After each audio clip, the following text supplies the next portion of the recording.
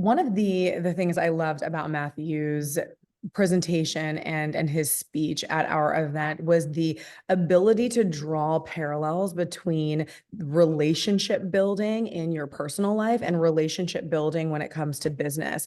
There are so many synergies between both of them, and it's absolutely imperative that they're running in tandem and both healthy in order to have optimal success in life. So in order to have a successful business, you need an at-home life that is successful. In order to have a life that's successful at home, you need to make sure that that business life is running healthy. One of the things about Matthew's talk that was interesting or different per se than other sessions at standard conferences in the tech space. We obviously go to many of these, hundreds every year, and the content remains much about business, much about products, services, solutions, things going on in the industry. So when you can add a personal layer and really talk to the human and really talk to the person on how to better their life as a whole, I think it really adds another dynamic to an event. And so being able to do that without going too far away from what the event is about as well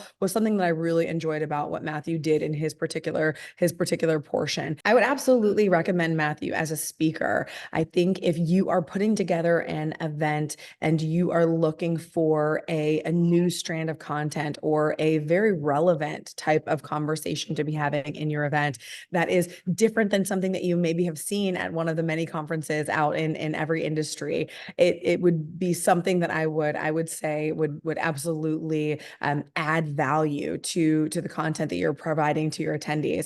I would say to anyone who is attending one of Matthew's sessions or sees it on an agenda at an event, come with an open mind.